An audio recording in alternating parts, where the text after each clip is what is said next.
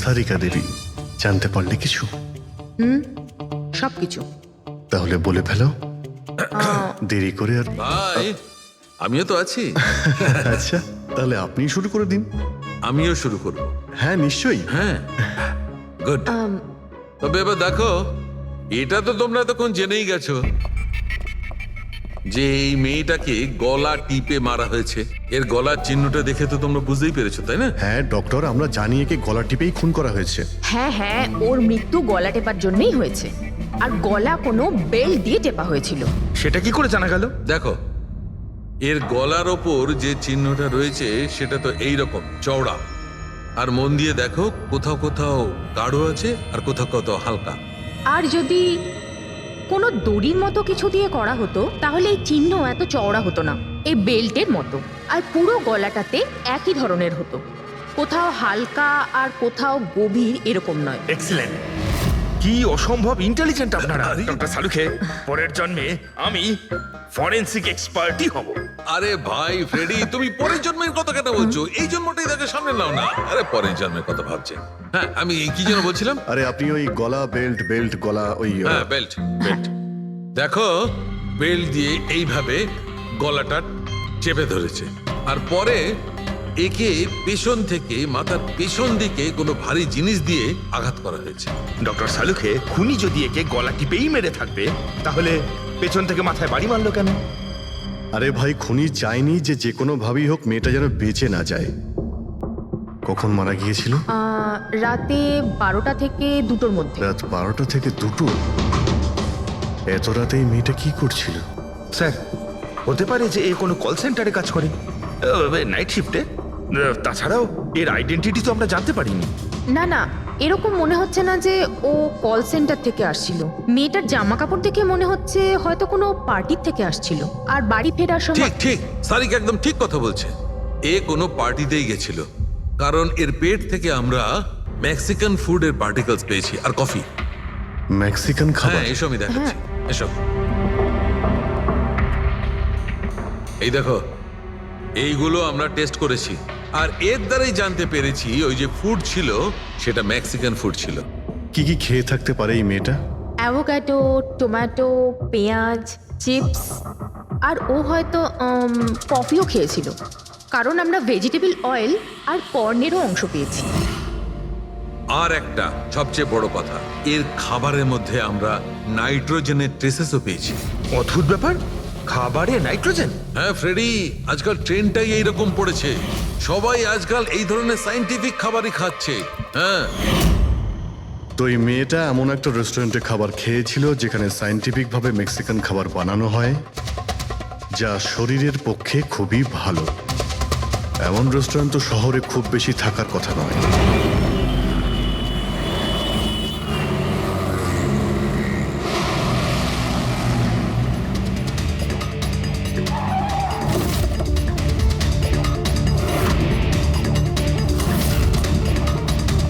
মনে হচ্ছে নিশ্চয়ই এখানে কোনো ক্লু পাওয়া যাবে।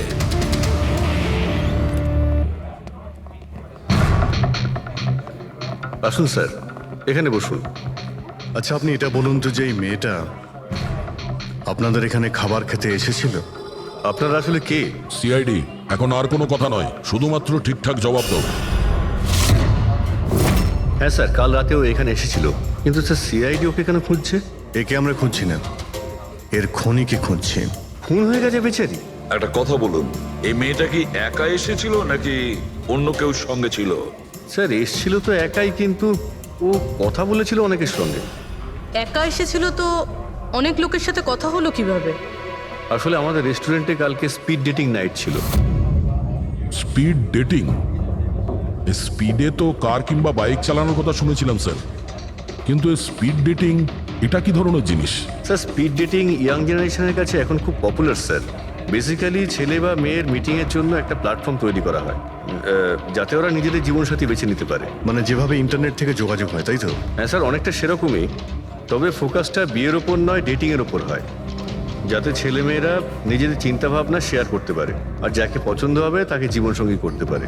মানে যে কেউ যে কোনো লোকের সঙ্গে কথা বলতে পারে, আলাপ করতে পারে আপনাদের এই স্পিড ডেটিং এর মাধ্যমে? হ্যাঁ স্যার, প্রত্যেকটা মেয়ে আলাদা আলাদা টেবিলে বসে, আর ছেলেদের কাছে 5 মিনিট সময় থাকে তাদের সঙ্গে কথা বলার জন্য। মেয়েরা কথাবার্তার ভিত্তিতে তাদের লিস্ট থেকে 10-এর মধ্যে মার্কস দিতে থাকে ছেলেদের, আর ডেটিং এজেন্সি এই মার্কসের ভিত্তিতে ছেলে মেয়েদের জীবনসঙ্গী বেছে দেয়। আচ্ছা, কতজন এসেছিল এই আপনাদের স্পিড ডেটিং এ? স্যার 10টা ছেলে আর 10টা মেয়ে ছিল। খুব ভালো ইভেন্ট হয়েছিল স্যার।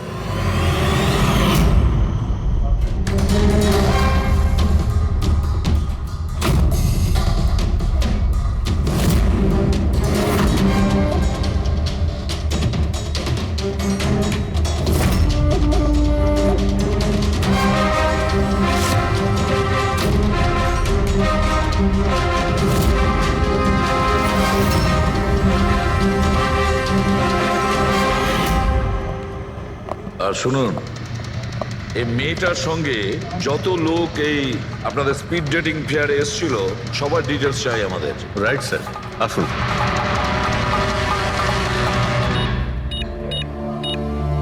স্যার এই হলো এই ম্যাডামের ডিটেলস। মিস মালা বিরমানি, অ্যাড্রেসটা হলো A/231B ইউক্যালিপ 1111, ফোন নাম্বার 6528119991। এই সব কিছু ডিটেলস চাই আমাদের। আচ্ছা, ওই মেয়েটা কালকে মেক্সিকান খাবারের সঙ্গে কফিও খেয়েছিল কি? না স্যার, কফি তো পাওয়াই যায় না আমাদের রেস্টুরেন্টে। আপনাদের এই রেস্টুরেন্টে কফি পাওয়া যায় না? না স্যার। আচ্ছা আচ্ছা, আপনি এর প্রিন্ট আউটটা নিয়ে আসুন। আনছি স্যার।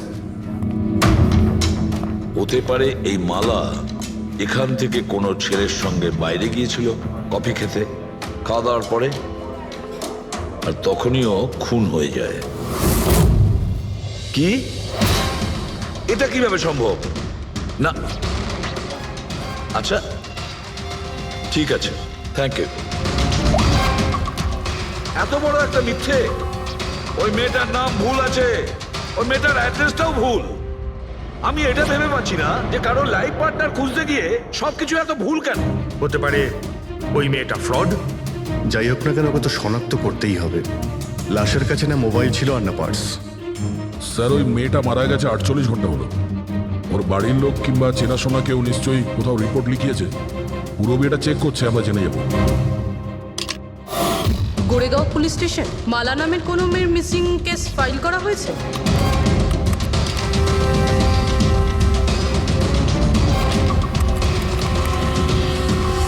আচ্ছা, গ্রেট, থ্যাঙ্কস। আপনি আমাকে কমপ্লেনের ফাইল পাঠাতে পারবেন?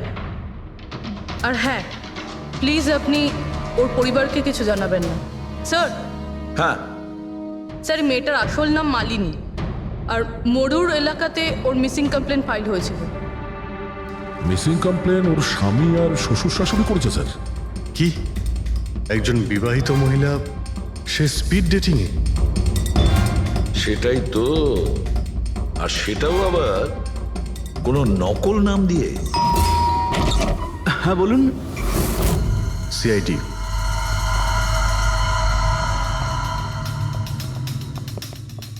এই দেখুন স্যার, বিয়ের এত বড় একটা ছবি টাঙিয়ে রেখেছে, আর মালিনী।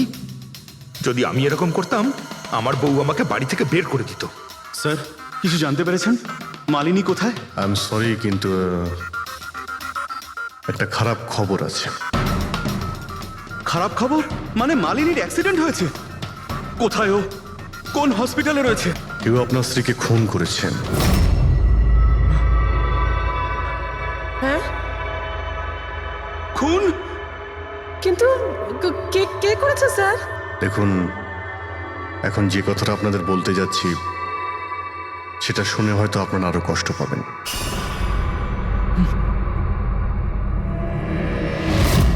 Speed dating? সেটা আবার কি স্যার? এটা এমন একটা প্রোগ্রাম যেখানে ছেলে মেয়েদের দেখা হয় তাদের জীবন সঙ্গী বেছে নেওয়ার জন্য। আর মৃত্যুর রাতে মালিনী এরকমই প্রোগ্রামে গিয়েছিল। আমার পোড়া কপাল, আমার ছেলে ঘরে থাকতে ও আরেক জীবন সঙ্গী খুঁজতে চলে গেল। ব্যাস, এটাই তো বাকি ছিল। বংশের নাকে ঝমা ঘষা দিয়েছে ও। স্যার, মনে হচ্ছে আপনাদের কিছু একটা ভুল হচ্ছে। আমাদের বিবাহিত লাইফ তো খুব ভালোই চলছিল, তাহলেও নতুন পার্টনারের কিসের প্রয়োজন পড়লো? আফসোস এটাই যে এই প্রশ্নের উত্তর দেওয়ার জন্য মালিনী এখন বেঁচে নেই। সেই জন্য এর উত্তর এখন তো আপনাকেই দিতে হবে। বলতে পারেন আমরা খুব সাধারণ একটা পরিবার, ছিলাম অন্য জায়গায়। কিছুদিনই হয়েছে আমরা এখানে এসে থাকছি। আপনার অ্যারেঞ্জ ম্যারেজ ছিল নাকি love marriage? Sir, arrange marriage ছিল। গত বছরই মালিনীর মেডিকেল এক্সাম শেষ হওয়ার পরেই আমরা দুজনে বিয়ে করে নিই। কোনো ঝগড়া বা কিছু? স্যার, না স্যার, তেমন তো আমাদের মধ্যে কোনো ঝগড়া হয়নি। এর জন্য তো আরও চিন্তা হচ্ছে যে ও স্পিড ডেটিংয়ে যেতে গেল কেন। আচ্ছা, আপনি এটা বলুন যে রাতে মালিনীর খুন হয়েছিল আপনি কোথায় ছিলেন? স্যার, আমি আমার অফিসে কাজ করছিলাম। সেদিনকে অফিসে আমার অনেক কাজ ছিল, অনেক রাত পর্যন্ত আমি কাজ করেছি। কত রাত পর্যন্ত? এই ধরুন রাত 1:30 পর্যন্ত। আমি তো বাড়িতে ফিরে জানতে পারলাম যে মালিনী বাড়িতে ফেরেইনি। ওর সঙ্গে কারো কোনো শত্রুতা? না স্যার, কোনো শত্রুতা তো ছিল না। স্যার, আমার মনে হচ্ছে ওর গয়না লুট করার জন্য কেউ হয়তো এরকম। না, গয়না লুট করার জন্য খুন হয়নি, কারণ ওর ডায়মন্ড রিং আর দামি গাড়ি সবকিছুই ঠিকঠাক ছিল। তাহলে ওকে নিশ্চয়ই ওই স্পিড ডেটিং এর লোকই মেরে থাকবে। আমি তো আগে থেকেই জানতাম যে ওই মেয়েটা মোটেই ঠিক নয়। ঠিক নয় মানে? ও তো বাড়িতে পাই রাখতো না। ওর পায়ে ওই যে কি যেন বলে, হুইল ছিল, হুইল। রাত দিন দেখো বাড়ির বাইরেই টোটো করে বেড়াচ্ছে, আর যে কোনো অচেনা লোকের সঙ্গে বকবক করছে। আমরা যদি কখনো ওকে কিছু বলতে যাই, তেরা উত্তর দিত। একটু চুপ করো তো মা। আরে চুপ করবো কি রে, আমাকে বলতে দে তুই। আর ও যতক্ষণ বাড়িতে থাকতো একটা কুটো মেরে দেখতো না। যখনই দেখো তখনই ল্যাপটপ আর ক্যামেরার মধ্যে ডুবে থাকতো। ল্যাপটপ আর ক্যামেরা, ওগুলো আমরা দেখতে পারি?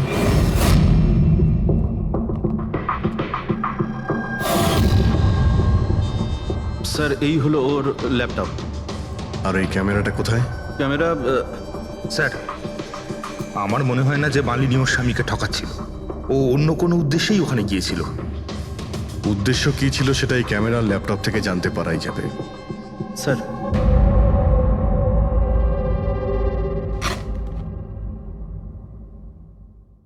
ক্যামেরা কোথায়? ব্যাগ তো খালি। স্যার, ও তো ক্যামেরা এর মধ্যেই রাখতো, জানি না কোথায় আছে ওটা। এমনটা নয় তো মালিনীর পার্টস আর মোবাইলের সঙ্গে খুনি ক্যামেরাটাও নিয়ে চলে গেছে?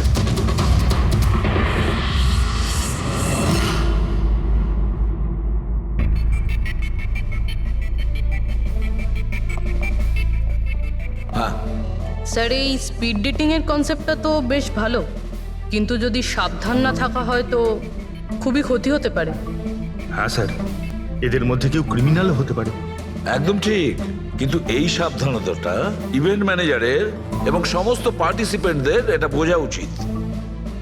স্যার, হ্যাঁ,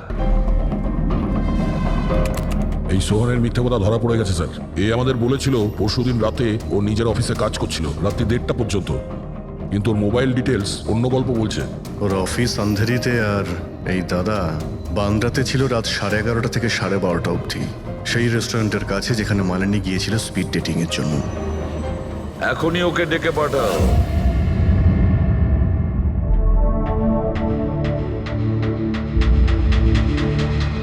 স্যার, আপনাদের মনে হয় কোথাও ভুল হচ্ছে। আর আমি আমার স্ত্রীকে কেন খুন করতে যাব? মাননী যখন মিথ্যে কথা কেন বললে? রাত 1:30টার সময় অফিসে ছিলে কি? স্যার, আমি তো স্যার, সত্যি এটাই যে তুমি মালিনীকে ওই রেস্টুরেন্টে দেখেছিলে ওই ছেলেদের সঙ্গে কথা বলতে। তুমি রাগে উন্মাদ হয়ে যাও আর সেই জন্য তুমি ওকে খুন করো। না না স্যার, আপনি যাই বলছেন তার মধ্যে অর্ধেক সত্যি অর্ধেক মিথ্যে। হ্যাঁ, আমি সেদিন রেস্টুরেন্টে গিয়েছিলাম, আমি ওখানে মালিনীকে দেখেছিও, কিন্তু কিন্তু আমি ওকে মারিনি স্যার। আর আর আপনাদেরকে আমি মিথ্যে কথা বলেছিলাম কারণ আপনারা যেন আমাকে না সন্দেহ করেন। তুমি মালিনীকে মারোনি, তাই তো?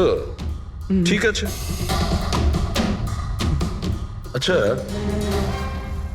1 মিনিটের জন্য ভেবে নিলাম যে তুমি সত্যি কথা বলছো, যে তুমি মালিনীকে খুন করনি, কিন্তু সেই কথাটা বোঝাও আমাকে। এটা বলো, তুমি আগে থেকেই কি করে জানতে যে মালিনী ওই রাতে ব্যান্ড্রার ওই রেস্টুরেন্টে স্পিড ডেটিং ইভেন্টে পার্টিসিপেট করতে যাচ্ছে? স্যার, মালিনী কয়েকদিন ধরে কেমন ধরনের ব্যবহার করছিল জানো? না রাত না দিন যখনই মন চাইতো বাড়ি থেকে বাইরে বেরিয়ে যেত। যখনই আমি এই ব্যাপারে ওর সাথে কথা বলতে যেতাম তো তো তো অজুহাত দেওয়া শুরু করতো। তারপরে সেদিন রাতে আমার বন্ধুর মারফত আমি জানতে পারি যে ও ব্যান্ড্রার একটা রেস্টুরেন্টে বসে আছে।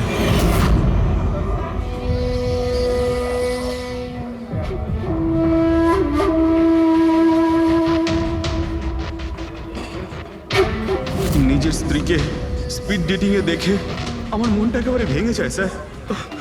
আমার মনে হয়েছিল যে আমার ভালোবাসায় কি কোনো খামতি রয়েছে, কিন্তু আমি ওই মুহূর্তে ওই রেস্টুরেন্টে ওর সাথে ঝগড়া করিনি।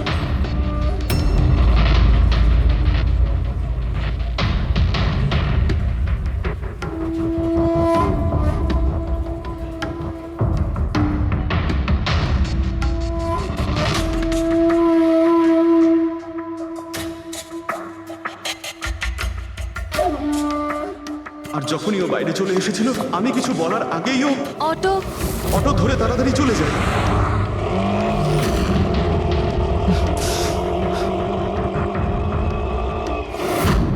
স্যার আমি সত্যি কথা বলছি, আমার উদ্দেশ্যটা শুধু ওর সাথে কথা বলাই ছিল, ওকে একেবারেই প্রাণে মারতে নয়। আফসোস যে মালিনীর সাথে আমি শেষ কথা বলতে পারলাম না। এখন এই রহস্য সারা জীবন রহস্য হয়েই থেকে যাবে যে ও আমার সাথে প্রতারণা করলো কেন। ও তোমার সঙ্গে প্রতারণা কেন করলো? ঠিক আছে, এবার আমি তোমাকে যেতে দিচ্ছি, কিন্তু এটা ভেবো না তুমি যে আমরা তোমাকে সন্দেহ করছি না। সেটা তো ততক্ষণই থাকবে যতক্ষণ না তুমি নির্দোষ প্রমাণিত হচ্ছ। বুঝেছো তুমি?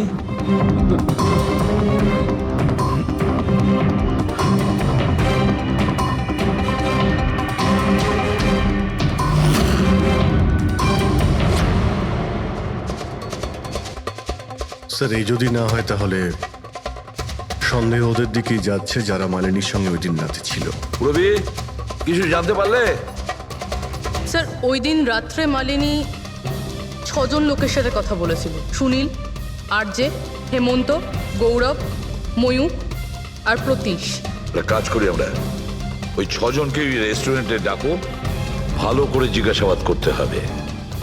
খুনি নিশ্চয়ই এদেরই মধ্যে কেউ হবে। স্যার এই কেসটা তাড়াতাড়ি সলভ করুন না, আমাদের রেস্টুরেন্টের খুব বদনাম হচ্ছে। একটা নিরীহ মেয়ে খুন হয়েছে, হ্যাঁ, আর তুমি তোমার রেস্টুরেন্টের নাম নিয়ে পড়ে আছো। শুধু নিজের ব্যাপারে তুমি ভাবছো, একটু সমাজের ব্যাপারেও ভেবে দেখো। হ্যাঁ স্যার, হ্যাঁ, স্যার সবাইকে আধ ঘন্টার গ্যাপে গ্যাপে ডেকেছি। ঠিক আছে, গুড। একটা কথা ঠিক করে বলো, যখন এখানে ইভেন্ট চলছিল তখন তুমি এখানেই ছিলে তো? হ্যাঁ স্যার। তাহলে যদি এদের মধ্যে কেউ আমাদের কাছে মিথ্যে কথা বলে, কোনো কিছু লুকোনোর চেষ্টা করে, তাহলে সঙ্গে সঙ্গে আমাদের বলে দেবে, কেমন? ঠিক আছে স্যার। স্যার মেয়েটা সুন্দরী ছিল, কিন্তু ততটাই বোরিং। ওর প্রতিটা কথা আমার মাথার উপর থেকে বাউন্স করে চলে গেছে। স্যার ও তো আমার সাথে বেশি কথাও বলেনি। হতে পারে যে আমাকে দেখে ও লজ্জা পেয়েছিল, বা আমাকে ওর আদৌ পছন্দ হয়নি। স্যার ও আমার সঙ্গে ছিল আবার ছিলও না। ছিল অথচ ছিল না মানে? স্যার অ্যাকচুয়ালি ও কথা তো আমার সঙ্গেই বলছিল, কিন্তু ওর মন অন্যদিকে ছিল, বারবার অন্য কাউকে দেখছিল। স্যার আমার মনে হয় ও আমার এবং আপনাদের সবার সময় নষ্ট করছে। ওর লাইফ পার্টনার বেছে নেওয়ায় কোনো ইন্টারেস্টই ছিল না স্যার। তার থেকেও বড় কথা স্যার, ওর মন অন্য কোথাওই ছিল।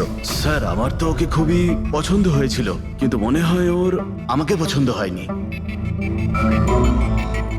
ওর মনে হয় আরেকজনকে পছন্দ হয়েছিল, যার সাথে ও খুব হেসে হেসে কথা বলছিল। সে কে? গৌরব। হ্যাঁ স্যার, আমাদের টিউনিং তো খুব ভালো সেট হয়েছিল। ইনফ্যাক্ট আমরা অনেক কথাই বলেছিলাম। কি কি কথা হয়েছিল মালিনীর সাথে? জেনারেল কথাবার্তা sir, favourite hobbies, favourite movies, favourite colour, এইসব। ইনফ্যাক্ট ও এত বেশি নার্ভাস হয়ে পড়েছিল যে ওর জুসটাই আমার উপর ফেলে দিয়েছিল। তাহলে মিটিংয়ের পরে তোমাদের নাম্বার নিশ্চয়ই এক্সচেঞ্জ হয়েছিল? না স্যার, নাম্বার এক্সচেঞ্জ হয়নি। ও বলেছিল ইভেন্ট শেষ হওয়ার পর 8 ঘন্টার মধ্যে আমার সঙ্গে কফি শপে দেখা করবে। এর পেট থেকে আমরা মেক্সিকান ফুডের পার্টিকেলস পেয়েছি আর কফি। আচ্ছা, তার মানে গৌরব তুমি ওর সঙ্গে কফি শপে দেখা করো ইভেন্টের পরে? কোথায় স্যার, 2 ঘন্টা ওয়েট করেছিলাম কফি শপে, ও আসেইনি। সত্যি বলছো? স্যার মিথ্যে কেন বলবো? ঠিক আছে, আমাদের ওই কফি খাওয়াবে তো? শিওর স্যার, কখনো যাওয়া যাবে? কখনো কেন, এখনই চলো। যাই। বলুন স্যার, কোন কফি নেবেন? তবে এখানকার cold coffee with vanilla ice cream বেশ ফেমাস, আপনি বলে সেটা অর্ডার করতে পারি। আমার জন্য একটা cold coffee with ice cream. Coffee toffee তো খাওয়া হবে, আগে এটা বলো যে তোমরা ওই দিনকে ঠিক কোন জায়গাতে বসেছিলে? ওহ স্যার, আমরা ভেবেছিলাম আমরা কফি খেতে এসেছি, কিন্তু আপনি তো এখনো আপনার তদন্ত চালিয়ে যাচ্ছেন। তদন্ত শেষ হওয়ার পরে কফি খাওয়ার যে মজা সেটা এখন পাবো না। Hello sir. পরশু রাতে সিসিটিভি ফুটেজ আমরা দেখতে চাই ম্যানেজার বাবু। সরি, কিন্তু সিসিটিভি ক্যামেরা তো 1 মাস ধরে আউট অফ ওয়ার্কিং। আর ঠিকও করেননি। স্যার, বিজনেস একেবারে জিরো, ক্যাফেতে অলরেডি লোকসানই হচ্ছে। আমি ভাবলাম যে এর মধ্যে আবার নতুন করে আলাদা এক্সট্রা ফালতু খরচা করে কি লাভ। আচ্ছা, আপনি এই ছবিটা দেখুন। এই মেয়েটা কি এসেছিল পরশু রাতে? স্যার এক্স্যাক্টলি আমার ঠিক মনে তো পড়ছে না। ক্যাফেতে তো অনেক ধরনের লোকজনই আসে যায়। অনেক ধরনের লোকজনই এখানে আসে, তাও ক্যাফে চলছে না বলছেন? স্যার? আচ্ছা, এনার পরশু দিনের বিল আছে নিশ্চয়ই, দেখাবেন আপনি? হ্যাঁ স্যার।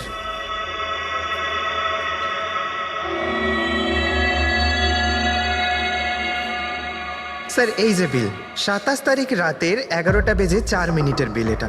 1 মোকা কফি আর একটা ক্যাফেচিনো কফি। তুমি তো বললে তুমি একা ছিলে, তাহলে এই দুটো কফি কিসের জন্য? স্যার আমি তো ওর জন্য কফি অর্ডার দিয়েছিলাম, ও না আসলে আমি কি করব? আমি অনেকক্ষণ ওর জন্য অপেক্ষা করেছিলাম।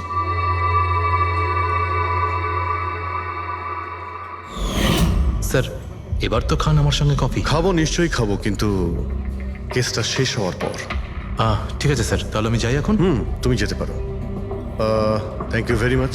Most welcome. স্যার, এই কেসটা তো আমার মাথার কল কবজা পুরো ঢিলা করে দিয়েছে। যদি মালিনী এখানে কফি নাই খেয়ে থাকে, তাহলে খেলো কোথায়?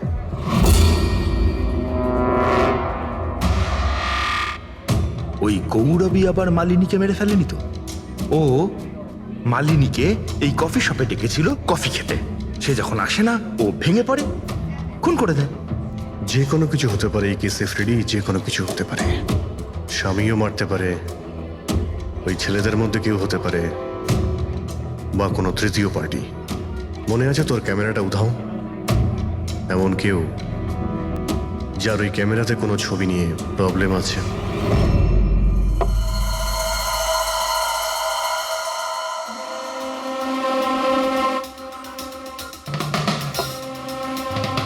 যদি মালিনীর ক্যামেরাটা উধাও হয়ে যায়, তাহলে মালিনী নিশ্চয়ই এমন কোনো ছবি তুলেছিল যেটাতে কারোর না কারোর রাতের ঘুম কেড়ে নিয়েছিল। স্যার, ক্যামেরা দিয়ে ছবি তোলার পরে বেশিরভাগ লোকেরা যে ল্যাপটপে সেগুলো সেভ করে রাখেন। স্যার ল্যাপটপে তো কোনোই ছবি নেই। হতে পারে ও ইন্টারনেটে কোথাও সেভ করেছে, নিজের ইমেল অ্যাকাউন্টে কিংবা কোনো পার্সোনাল ওয়েবসাইটে। তার মানে স্যার, আজকাল ক্যামেরা থেকে ডাইরেক্ট ফটো অনলাইনে সেভ হয়ে যায়। হ্যাঁ ফেডরিক, হতে পারে ইন্টারনেটের মাধ্যমে। ও গ্রেট। পাওয়া গেছে? হ্যাঁ স্যার। স্যার ফটোর ওয়েবসাইট আর তার পাসওয়ার্ড পেয়ে গিয়েছি, এই দেখুন। ওয়েল, দেখাও তো একটু। স্যার এই ক্যামেরা থেকে ভিডিও ফুটেজ বানানো হয়েছিল ওর মারা যাওয়ার কিছুক্ষণ আগে।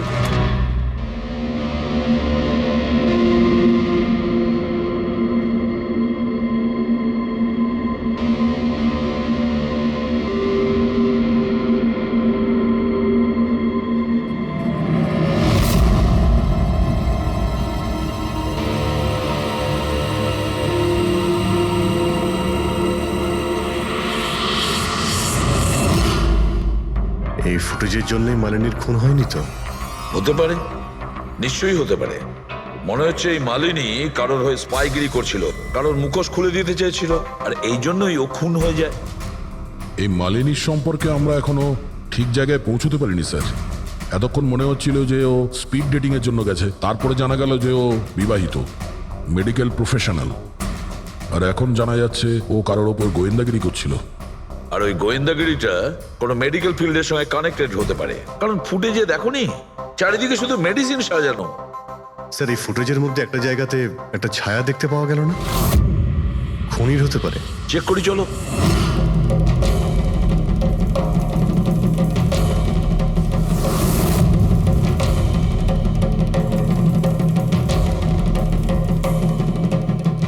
এর মধ্যে যে ডেটগুলো দেখতে পাচ্ছি এ তো এক্সপায়ার হয়ে গেছে। ওষুধগুলোর সঙ্গে অ্যাসিটনও রেখেছে। অ্যাসিটোন? স্যার, এই কেমিক্যাল দিয়ে তো ওরা ওষুধের ওপর পুরনো এক্সপায়ারি ডেট উঠিয়ে দিয়ে নতুন ডেট দিতে পারে, আর সেটা ওরা বাজারে ছাড়তে পারে বিক্রির জন্য। কয়েকটা টাকার জন্য মানুষের জীবন নিয়ে এত বড় খেলা খেলছে। এটার খোঁজ নিতেই মালিনী ওখানে গিয়েছিল। হ্যাঁ স্যার, ওই খুনি মালিনীর ক্যামেরাটা তো চুরি করে নিয়েছিল, কিন্তু এটা জানতো না যে মালিনী মরার আগে পুরো ফুটেজটা ওয়েবসাইটে দিয়ে দিয়েছিল।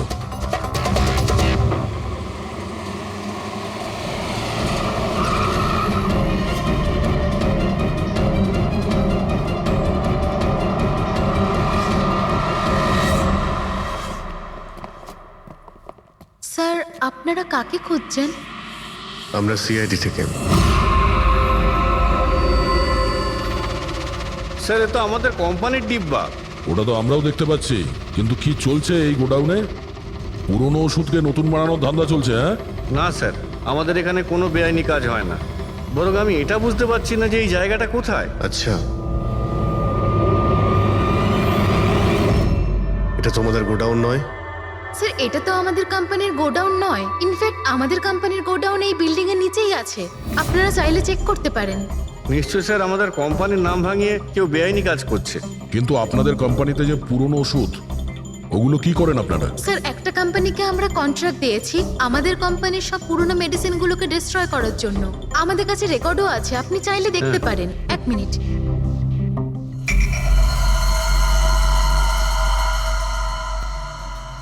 স্যার, এই দেখুন, এখানে কোম্পানির সমস্ত রেকর্ড মেনশন করা আছে। তো এদের কাছে তোমাদের কোম্পানির নতুন বক্সগুলো এলো কি করে? তার মানে পুরো ধান্দাটাই পুরনো ওষুধ নষ্ট করার কোম্পানিতে চলছে। কোম্পানির নাম হলো BTI, medical waste management company. এই কোম্পানিতে কার সঙ্গে কথাবার্তা হয় আপনাদের? স্যার, মিস্টার গৌরব কুমার। গৌরব কুমার? এই গৌরব কুমার? স্যার, ইনি মিস্টার গৌরব কুমার। হ্যাঁ স্যার, এই। কিন্তু আপনাদের কাছে এনার ফটো কিভাবে এলো? অনেক বড় ফ্যান আমি এর। দরজা সব লক চেঞ্জ হয়েছে কিনা? হ্যাঁ স্যার, এই নিন। তাড়াতাড়ি সবাই কাজ করো, অনেক কাজ পেন্ডিং রয়েছে। গো। কি ব্যাপার গৌরব, খুব রেগে আছো মনে হচ্ছে? স্যার, আপনারা এখানে? আমাকে ডাকতে পারতেন। ভাবলাম বারবার তোমায় কেন কষ্ট দেব, আমরাই চলে আসি। স্যার, এবারে আপনাদের কফি না খাইয়ে ছাড়ছি না। আচ্ছা, কখনো জেলের কফি খেয়েছো? জেলের কফি? হ্যাঁ, অভ্যেস করে নাও, কারণ বাকি জীবনটা তোমার ওখানেই কাটতে চলেছে। স্যার, আপনারা এখনো আমাকে সন্দেহ করেন? সন্দেহ করবো না তো কি করবো, হ্যাঁ? ফিগল্যাক্সি কোম্পানির পুরনো ওষুধগুলোকে নতুন করার ব্যবসা করছো তুমি। আপনি কি বলছেন স্যার? তোমার কোম্পানির গোডাউন দেখতে হবে আমাকে, চলো দেখাও। স্যার, আমার কোম্পানির গোডাউনের চাবি হারিয়ে গেছিল, এই দেখুন এইমাত্র ডুপ্লিকেট বানিয়ে আনলাম। আপনারা চাইলে আমার স্টাফেদের জিজ্ঞেস করুন। চাবি হারিয়ে গেছে? হ্যাঁ স্যার। এইভাবে কি করে হারিয়ে যেতে পারে? হ্যাঁ, জানি না স্যার। অ্যাকচুয়ালি ওই দিন যখন আমি স্পিড ডেটিংয়ে গেছিলাম তখন আমার কাছে চাবিটা ছিল। তারপর হারিয়ে গেল। যখন তুমি স্পিড ডেটিং এর জন্য গিয়েছিলে তখন চাবিটা নিজের সঙ্গে নিয়ে গিয়েছিলে? অ্যাকচুয়ালি স্যার, এই চাবিটা সবসময় আমি সঙ্গে রাখি। ফার্স্ট টাইম হলো এটা যে চাবি হারিয়ে গেল। এই মালিনী কি তাহলে চাবি চুরি করেছিল, তারপর ওখান থেকে সোজা বেরিয়ে এই গোডাউনে আসে ভিডিও করার জন্য? গৌরব, তুমি বলছিলে কি মালিনী তোমার উপরে জুস ফেলে দিয়েছিল? কি এক্স্যাক্টলি কি হয়েছিল? স্যার, অ্যাকচুয়ালি সেই রাতে হেই হাই। হাই। এর আগে আপনার কতগুলো গার্লফ্রেন্ড ছিল? গার্লফ্রেন্ড তো ছিল, ওর নাম ছিল খুশি। আচ্ছা, ব্যাপারটা এগোলো না কেন? অ্যাকচুয়ালি ওকে কেউ সিরিয়াসলি নিতই না। যখনই কাঁদতো সবাই বলতে এ তো খুশিতে কাঁদছে। আরে আপনার সেন্স অফ হিউমার তো, আরে আই এম সরি, আপনার শার্ট। ইটস ওকে, দোষটা আমারই। তারপরে চলে গেল। হয়তো চাবিটা সেই সময় হারিয়ে যায়।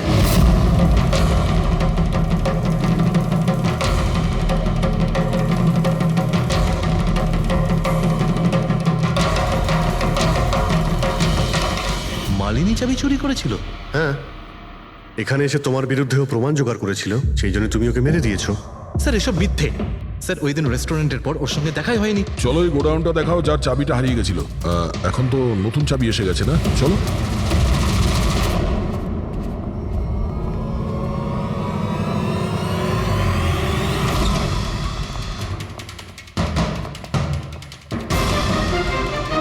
স্যার, এটা তো সেই জায়গাটাই যার ফুটেজ মালিনী শুট করেছিল।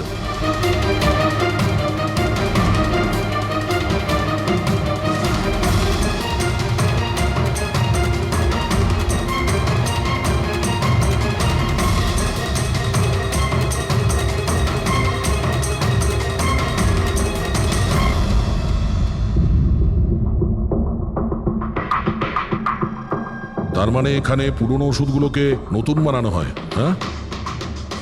বাহ মিস্টার গৌরব, এইভাবে পুরনো ওষুধগুলোকে নষ্ট করছিলেন আপনি, হ্যাঁ? সবাই তোমাদের উপরে ভরসা করে ওষুধ কেনে, আর তোমরা তাদের বিষ বিক্রি করছো, বিষ। স্যার আমার কথা বিশ্বাস করুন, না আমি এরকম কোনো ওষুধের ব্যবসা করেছি, আর না আমি মালিনীকে খুন করেছি। মিথ্যে কথা বলছো তুমি। ওই রাতে রেস্টুরেন্ট থেকে তোমার কার্ড চুরি করে মালিনী এখানে আসে।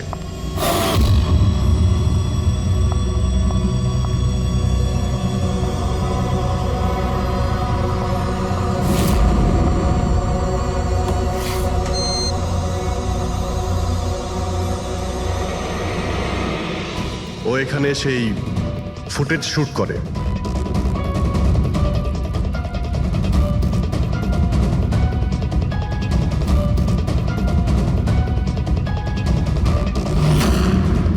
তারপরও কোনো কফি শপে যায় ইন্টারনেটের জন্য, যাতে ও ফটো আপলোড করতে পারে। এক্সকিউজ মি, ওয়াইফাই এর পাসওয়ার্ড? ঠিক আছে, থ্যাংক ইউ।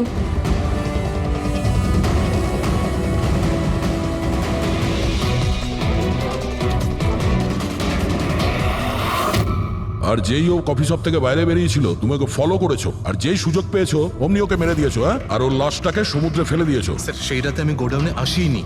আমার কথায় বিশ্বাস নেই তো? ঠিক আছে, ওয়াচম্যানকে জিজ্ঞেস করুন। ওই ফুটেজে একটা ছায়া দেখতে পেয়েছি, কে ছিল সে? স্যার আমি কি করে জানবো সে কে ছিল? আচ্ছা, এক্ষুনি জেনে যাবো, চলো।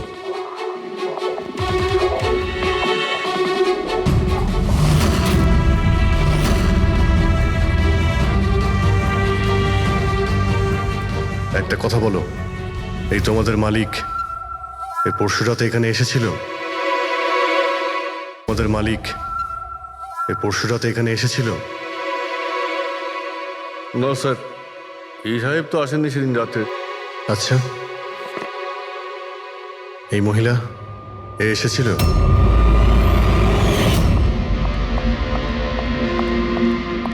আরে ম্যাডাম, কে আপনি?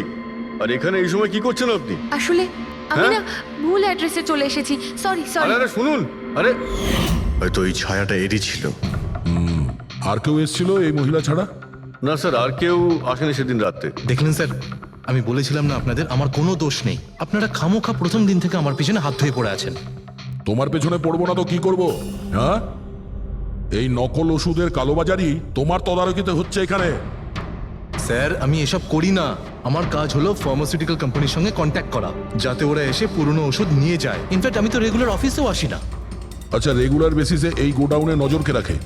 তোমার কোনো এমপ্লয়ি তো আছে এখানে? হ্যাঁ স্যার, প্রতীশ, ও এখানকার অপারেশন ম্যানেজার। প্রতীশ? আচ্ছা, ওই ডেটিং এর ইভেন্টে প্রতীশের সঙ্গে কথা হয়েছিল, ও ছিল না ওখানে? হ্যাঁ স্যার।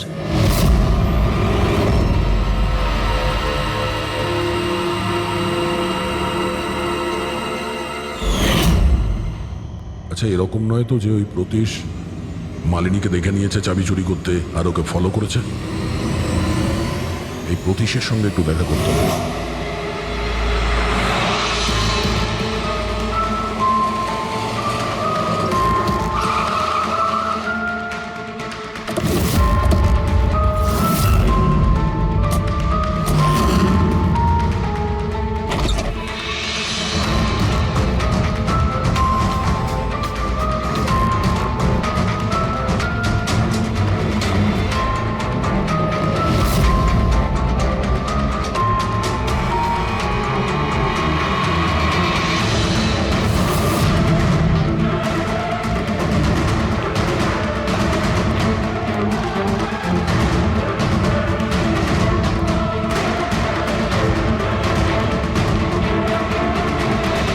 স্যার, এই ভাঙা মোবাইল, ক্যামেরা আর পার্সটা পেলাম। স্যার, স্যার ওখান থেকে পালাচ্ছে।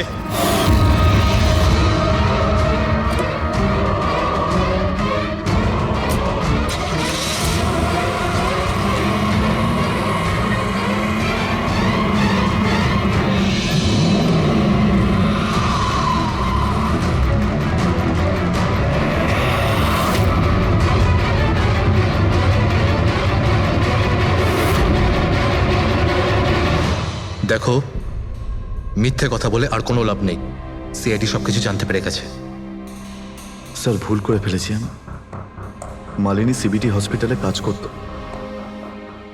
ওষুধ রিয়াক্ট করা বন্ধ করে দিয়েছে তখন দেখে কিছু পেশেন্টস মারাও যায়।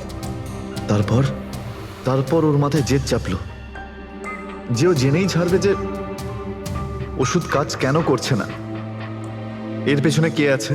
মালিনী সন্দেহ হয়েছিল তোমার ওপরে আর তোমার কোম্পানির ওপরে, সেই কারণে ও গোয়েন্দাগিরি করতে ওখানে স্পিড ডেটিং এ পৌঁছেছিল, যেখানে তুমি আর এই গৌরব যাচ্ছিল। হ্যাঁ স্যার, কিন্তু আমি কি করতাম? আমি বাধ্য ছিলাম স্যার, অসহায় ছিলাম।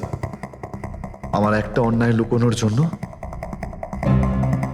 আমি আরেকটা অন্যায় করলাম। মেরে ফেলেছি মালিনীকে, আমি মেরে দিয়েছি ওকে আমি।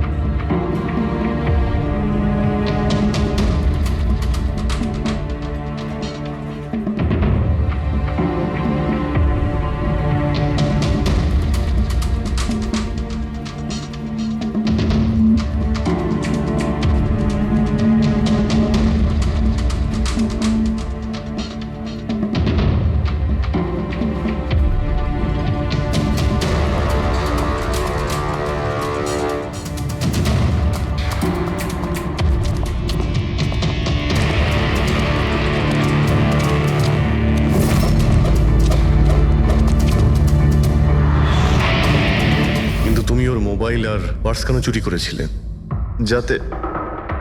যাতে আপনারা মনে করেন স্যার লুটপাটের চক্করে চুরি হয়ে গেছে। লুটপাট? কিন্তু ওর দামি ঘড়ি আর ডায়মন্ড রিং বের করতে ভুলে গিয়েছিলে।